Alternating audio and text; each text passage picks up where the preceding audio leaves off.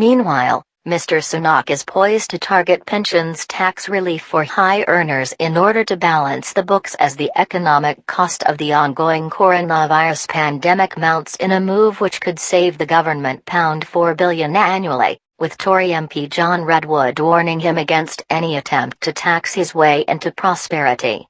An analysis by the Resolution Foundation has suggested the UK's economy is likely to shrink dramatically as a result of the pandemic, with the impact likely to be felt for at least 5 years. Chief Executive Torsten Bell said, "The Chancellor is set to deliver his spending review against a brutal economic outlook." Michelle Barnier laughing at UK's Boris Johnson to cave to EU Brexit demands within weeks.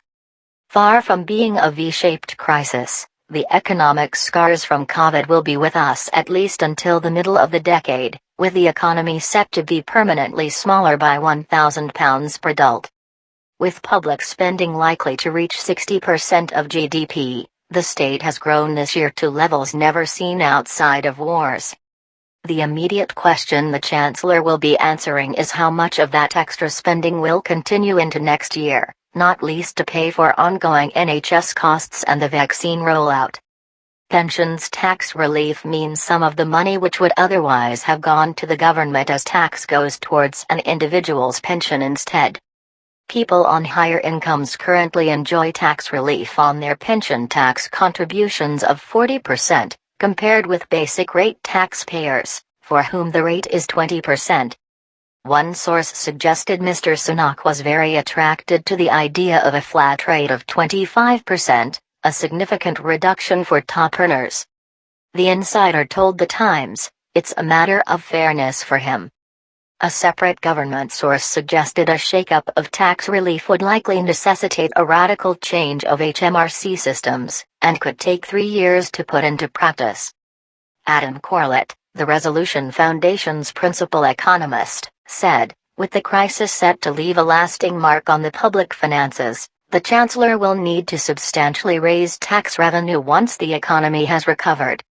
Long overdue reform of pension tax relief makes sense given the potential savings involved, and the fact that it overwhelmingly benefits higher income workers. This should include reform of the tax-free lump sum. Moving to a flat rate relief of 25% could raise several billion a year, while giving a boost to pension pots for the majority of workers. But the Chancellor shouldn't underestimate the complexity of delivering such a reform. Mr. Sunak will give a strong indication of his plans in his spending review on Wednesday, in which he is also expected to signal his intention for future tax rises.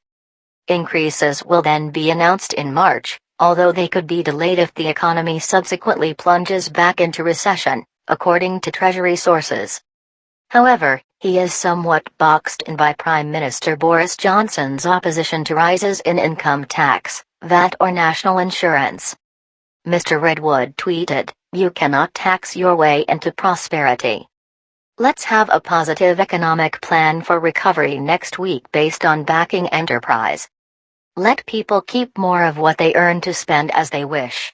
We need more confidence, not punishment." On Wednesday, Mr. Sunak is expected to announce an ambitious program of infrastructure investment, including £1.6 billion to tackle potholes and traffic congestion.